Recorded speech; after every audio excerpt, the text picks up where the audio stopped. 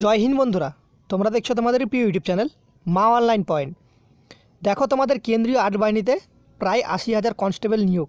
তো তোমরা দেখতে পাচ্ছ এটা তোমাদের কর্মসংস্থান পেপারে দিয়েছে ২৭শে মার্চ। যে পেপারটা এর পরবর্তী দিনে যে পেপারটা তোমাদের প্রকাশিত হবে সেই পেপারে কিন্তু তোমাদের অফিসিয়ালিভাবে প্রকাশিত করেছে। দেখে নাও এখানে কি বলেছে। কেন্দ্রীয় আট বাহিনীতে প্রায় ৮০,০০০ কনস্টেবল, সবথেকে বছরের বড় রিক্রুটমেন্ট কিন্তু তোমাদের এটাই হয়, ঠিক আছে। তো অফিস সূত্রে খবর, সরকারিভাবে ২৫শে মার্চে বিজ্ঞপ্তি কিন্তু তোমাদের বেরিয়ে পড়বে। এই বিজ্ঞপ্তিটি ২৫শে মার্চে তোমাদের কিন্তু ssc.nic.in যে অফিসিয়াল ওয়েবসাইটে সেটাতে কিন্তু বেরোতে পারে। অফিসিয়াল সূত্রে খবর পাওয়া গেছে। যেখানে তোমাদের কিন্তু কটা ফোর্স থাকবে দেখে নাও, এখানে ৮টা ফোর্স থাকবে, ঠিক আছে। ৮টা ফোর্স থাকবে। ২৫শে মার্চ থেকে অনলাইনে দরখাস্ত নেওয়া শুরু হবে। তোমাদের বিস্তারিত তোমাদের ভিডিওতে বলে দেবো যে তোমাদের কোয়ালিফিকেশান কী লাগবে। তো দেখতে পাচ্ছ এখানে তোমাদের কোয়ালিফিকেশন অন স্ক্রিন। দেখো তোমাদের মাধ্যমিক ছেলে মেয়ে কিন্তু উভয় আবেদনযোগ্য। মাধ্যমিক পাশ হলে কিন্তু তোমরা আবেদন করতে পারবে। তো তোমরা চলো ২ নম্বর পেজে এখানে বলা রয়েছে তোমাদের কোয়ালিফিকেশান থেকে শুরু করে A to Z তোমরা এখানে পেয়ে যাবে। দেখে নাও তোমাদের এখানে কি বলা রয়েছে। কেন্দ্রীয় স্টাফ সিলেকশন কমিশনের মাধ্যমে প্রথমে প্রার্থী বাছাইয়ের জন্য অনলাইনে লিখিত পরীক্ষা হবে। তাতে সফল হলে শারীরিক মাপজোক ও শারীরিক ক্ষমতার পরীক্ষা ও ডাক্তারি পরীক্ষা। অত্যন্ত মাধ্যমিক পাস ছেলেমেয়েরা এই পদের জন্য আবেদন করতে পারবে। 18 থেকে 23 বছর কিন্তু তোমাদের বয়স হতে হবে। ওবিসিরা পেয়ে যাবে 3 বছরের ছাড়, আর SC ST ক্যান্ডিডেটরা 5 বছরের ছাড় কিন্তু তোমরা পেয়ে যাবে।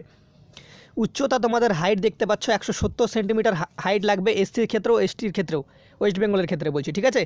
তপশিলি উপজাতি 162.5, এটা তোমাদের ST ক্যান্ডিডেট তাদের জন্য।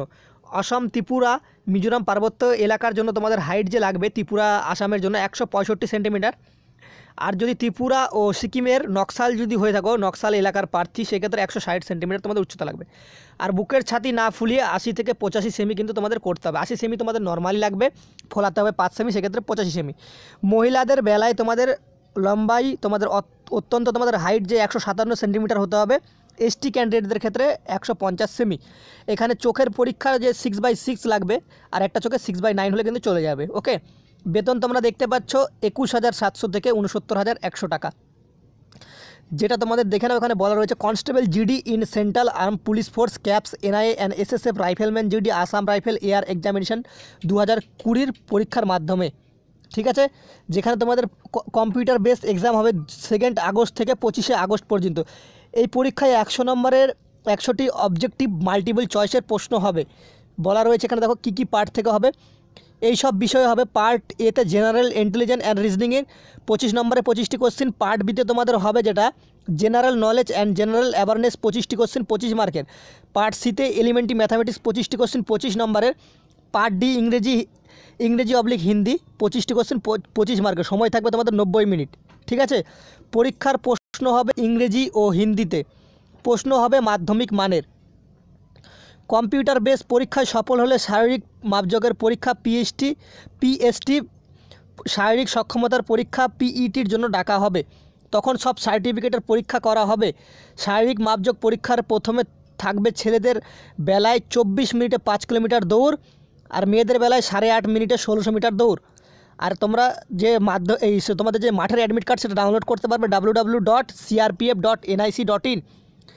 সফল হলে ডাক্তারি পরীক্ষা হবে। চূড়ান্ত তালিকা তৈরির সময় লিখিত পরীক্ষার নম্বর দেখা হবে। শারীরিক মাপজিক ও শারীরিক মাপজোক বা শারীরিক সক্ষমতার পরীক্ষার নম্বর দেখা হবে না।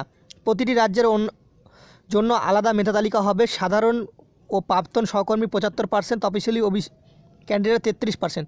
তো চলো তোমাদের এখানে দেখিয়ে দিই তোমাদের আর বিস্তারিত কী বলেছে। তোমাদের দরখাস্ত অনলাইনে নেওয়া হবে ssc.nic.in অফিসিয়াল ওয়েবসাইটে, ঠিক আছে। ssc.nic.in একটি বৈধ ইমেল তোমাদের থাকতে হবে। তো তোমরা জেনে গেলে তোমাদের কি কি লাগবে, ঠিক আছে। আর বিস্তারিত তোমাদের ভিডিওটা বড় করছি না। তোমাদের এখানে 170 সেন্টিমিটার যদি উচ্চতা হয়ে থাকে, মাধ্যমিক পাস হয়ে থাকলে তোমরা কিন্তু আবেদন করতে পারবে। আর এক্ষেত্রে বলে দিই SC ST আর মহিলাদের ক্ষেত্রে কোনো রকম ফিস নেওয়া হবে না। জেনারেল OBC ক্যান্ডিডেটদের ক্ষেত্রে 100 টাকা কিন্তু তোমাদের নেওয়া হবে, ওকে। আর তোমাদের যদি 170 সেন্টিমিটার উচ্চতা হয়ে থাকে আর মাধ্যমিক পাস হয়ে থাকো, মাধ্যমিকে দেখো অনেকে কমেন্ট করে দাদা মাধ্যমিকে কত পার্সেন্টেজ লাগবে। এই পরীক্ষার জন্য তোমাদের কোনো রকম পার্সেন্টেজ লাগে না। সিম্পলি মাধ্যমিক পাস হলে কিন্তু তোমরা এই পরীক্ষার জন্য তোমরা আবেদন করতে পারবে। এবার অনেকে জিজ্ঞেস করে যে দাদা এই পরীক্ষার সেন্টার কি আমাদের ওয়েস্ট বেঙ্গলে আছে? হ্যাঁ ভাই, এই পরীক্ষার সেন্টার কিন্তু তোমরা ওয়েস্ট বেঙ্গলে পেয়ে যাবে। এই পরীক্ষায় বিগত বছর তোমাদের নেগেটিভ মার্কিং ছিল না, তো এবছর নেগেটিভ মার্কিং থাকবে কিনা সেটা অফিসিয়ালি নোটিফিকেশন প্রকাশিত হওয়ার পরেই বোঝা যাবে। যতদূর সম্ভাবনা রয়েছে তোমাদের নেগেটিভ মার্কিং এবারও থাকবে না।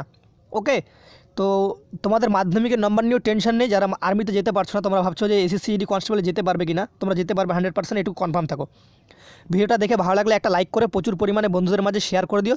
চ্যানেলে প্রথম হলে অবশ্যই সাবস্ক্রাইব করে পাশে থাকা বেলবেলা ঘন্টিটা অন করে দিও। জয় হিন্দ, জয় ভারত।